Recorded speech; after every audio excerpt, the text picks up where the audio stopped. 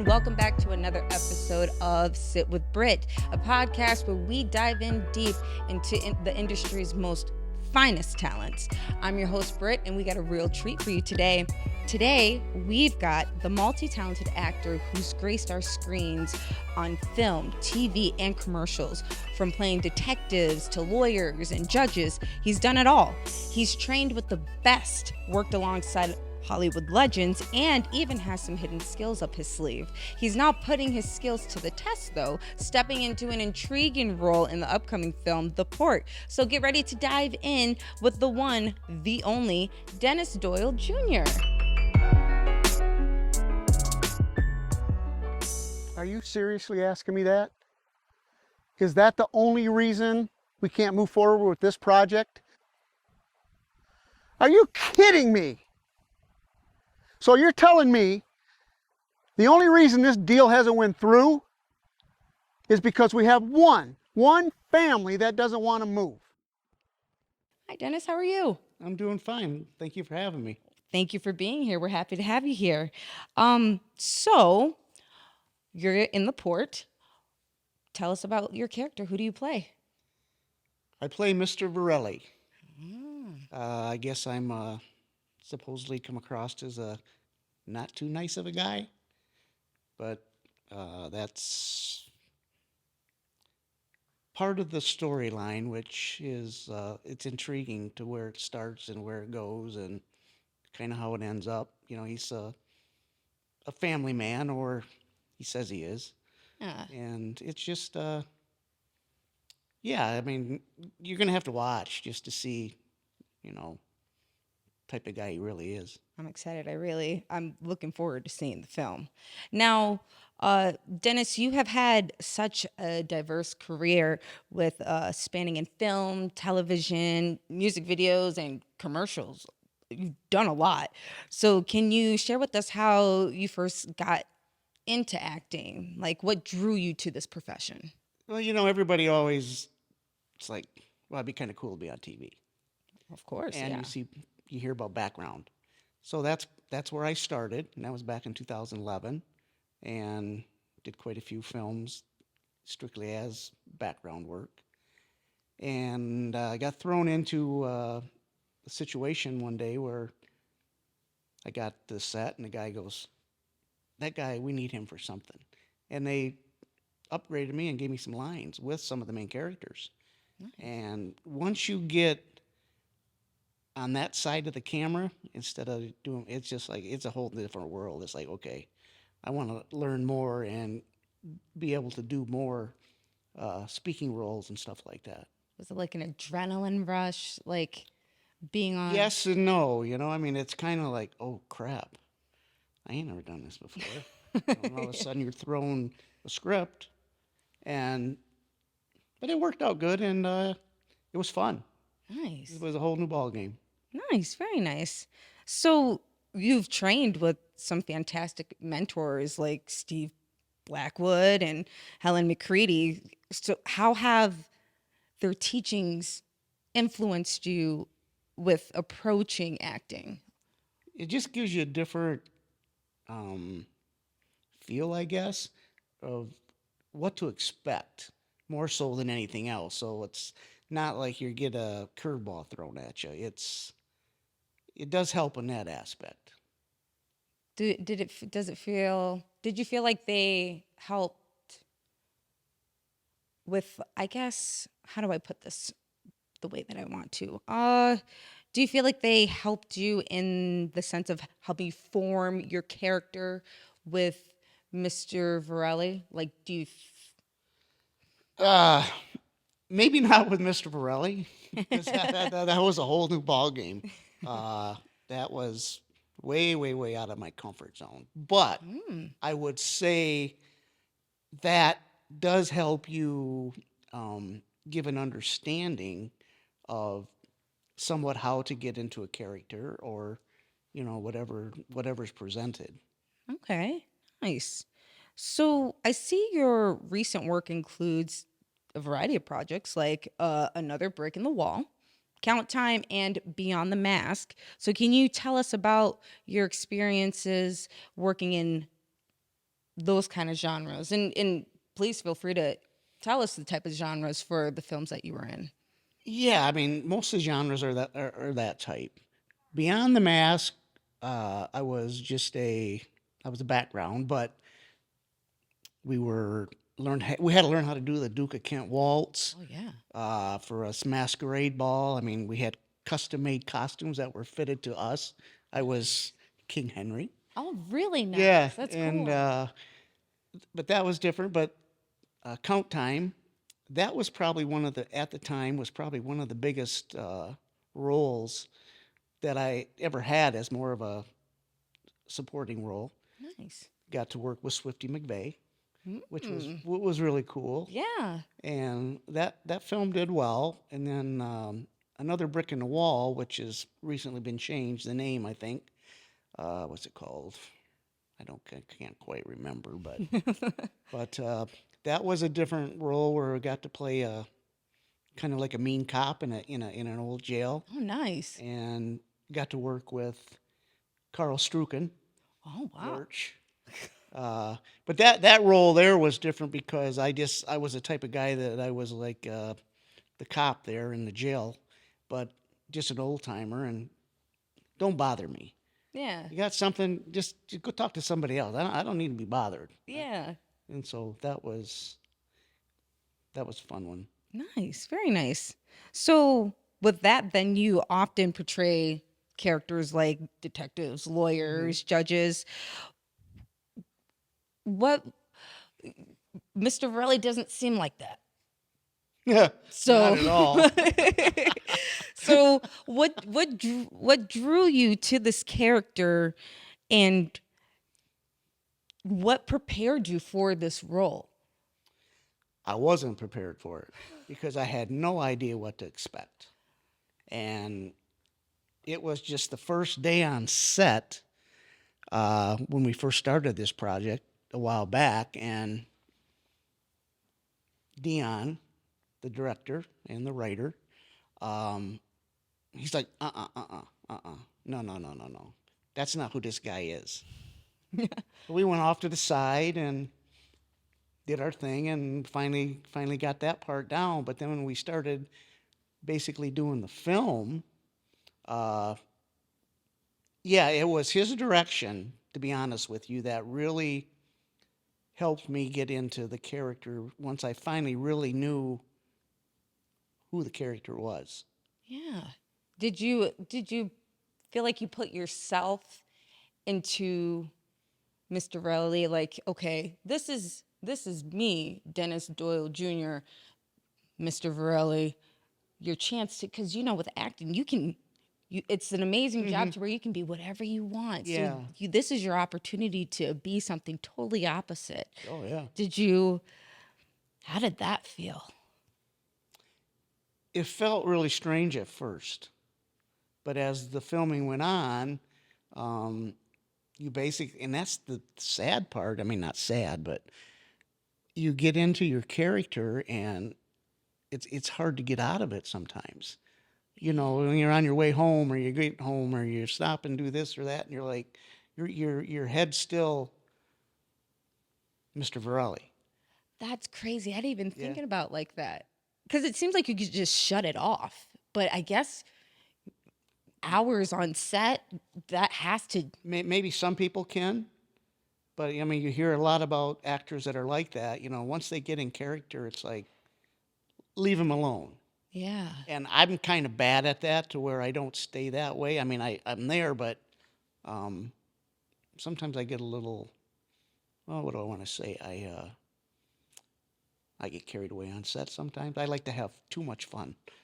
It makes the day go by better. Yeah, it does. Because being on set, they can be long days, long hours. But it can get you in trouble with certain individuals without naming any names. No names No mentioned. names. Not in the industry. No.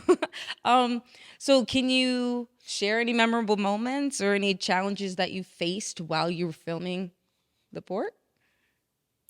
I think just getting that bad guy feel, but it had to be bad at sometimes. But then I also had to be somewhat caring.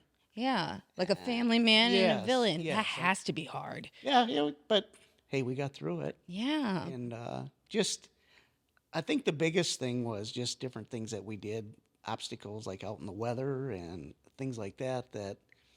But as far as anything that really, really stood out, um, just the whole film itself.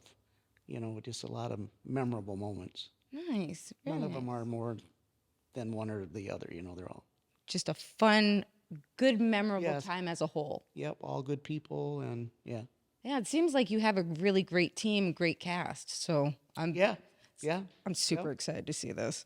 So you've I want to ask you this. You've had the opportunity to work with some amazing actors like Richard Karn, Kevin Sorbo, and I might mess this up, but John Rice John Davies? Reeves. John Reeves. Okay. I don't know what I did. Forgive that. So, what have you learned with those collaborations? And do you have like any fun stories you could share, or any skill sets that you learned from collaborating and applying it to the port? Because I'm really impressed. Um, well, I've actually spent quite a bit of different times with Richard Karn, That is so cool. and filmed with him a few times. He just his type of he's no different out in public than he is whenever you see him, like on Tool Time or those type. I Yeah. mean, that's who he is. And I think some of the biggest things I got from him was just don't try to do any more than what you're capable of. Just try to be yourself, and just let let it go as it goes, and you'll get there. So we're going to be able to see little hints of Dennis Doyle Jr. and Mr. Varelli. So Yeah, yeah, that's going to be pretty cool to yep, see. yep. Nice. Now, you started acting in 2011 as an extra, as you Hmm. mentioned. Your first speaking role was Approaching Midnight. Do you feel like it changed your perspective with, pursuing more speaking roles? I asked you if it felt like an adrenaline rush, but do you feel like it made you want to be able to enhance your craft more too? Oh, absolutely. Up until that point, I had done no training. I had Really? no what you'd call an agent, or a company you would work for, because mostly the extra work was done by just one guy in the Detroit area. Mm-hmm. That's when we still had the film incentives. But yeah, it makes you want to pursue it a little bit more. Yeah. I mean, this is something I never ever thought in my wildest dreams I'd ever do. Yeah, because I mean, I'm just a shy, quiet kind of guy. Hey. So, but it has opened up that part of my life too, to where I just don't hold back like I might have done in the past. What an unexpectedly awesome new journey to walk into. And it's going to be such an honor to be able to see your craft into the port. Now, I also think this is really cool, even though I'm afraid of the water. You have a wide range of skills, as I mentioned in the intro. So you do bowling, golf, scuba diving, motorcycle riding. Hmm. Do do any of those hobbies influence you as an actor? No, I don't think so. No? I mean, those are the things you can do, and it takes you away from it. Everybody's got to Yeah. have their release. Yeah. Good If that, leisure. yeah, where hey, nothing work involved. Yeah. Yes, you have to take yourself away Hmm. from the job. Have to take yourself away from the What do character. they call it? You have to kind of regroup. Is Yeah. that what they would? Yeah. Regroup. Yeah, Be Dennis Doyle Jr. outside. the normal Regroup. guy. Right. Yeah, And then come back and Mr. Varelli. Ha ha ha.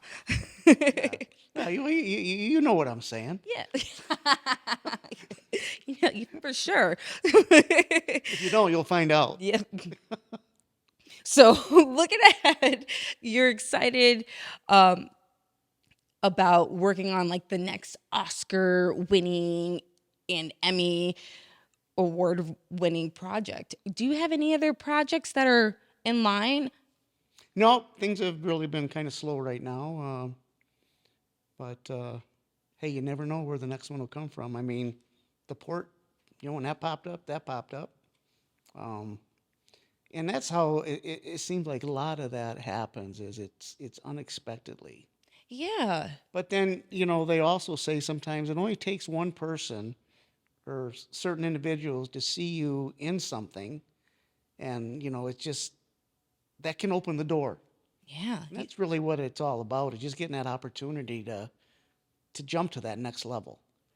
Yeah, I feel you on that. It doesn't seem like the traditional what like an outsider would think, like the cookie cutter assumed way with acting, where it does seem more random, like, okay, like this random person just seen this film, but they're associated with this person. Yeah, we want them to play this person because they match who we're looking for. There you go. And that's about 90% of work that you get is, number one, because of your look. You can walk into an audition and they might have you cast as soon as you walk in, because they have that vision of what they're looking for. And even if you screw it up, if you can take direction, that's look and be able to take direction is what a director is looking for. Yep, because you're making the image for them. Yep. Yeah, absolutely. Now, finally, what advice would you want to give to an aspiring actor who's looking to transition from being an extra to getting a speaking role? Like, what would you suggest they do ahead of time, where they may not be able to be in the same path that you were when it came to getting a speaking role? I think that path happens more than what people realize. Yeah, I think so too. But take a couple classes, just it doesn't have to be even just, I only took was like introduction to acting, and then those other ones that you had mentioned. And it gives you a little bit more of a idea of what is expected of you. It kind of prepares you, and then get an agent or something that you can get with, and commercials. If you can get into commercials, that's kind of an easy way too to kind of get your feet wet. Yeah, good networking. Yeah, and that's a lot of it is networking, and people just don't realize how many people out there are trying to get into this business. So you can't get disappointed. You just have to keep rolling with the punches, and sooner or later, something will come up. Yeah, and it's like you get like 1,000 no's, but that one yes is like an atomic bomb, and it's Yeah, like, they say, whoa. 1 out of 100, you're doing good. Yeah. Amen to that. Seriously. Hey, and you're playing Mr. Varelli. That's, ooh, that's a major role within itself. Now, it's been a pleasure having you on Sit with BRITT. Where can we find you online? My regular Facebook page is Dennis Dolye Jr. But Instagram and on IMDb and YouTube, it's under Dennis J. Doyle Jr. All right. Yep. Well, you guys heard it first. Don't forget to check him out. It was a pleasure having you on here. I appreciate it. Thank you. That is it for Sit with BRITT. We had Dennis Dolye Jr., who's playing Mr. Varelli on the port, and it's been an honor, and you guys have a great day. And I kind of fumbled on what I was going to say, but it doesn't matter. Second episode, we having fun. We'll see you guys next time. Bye.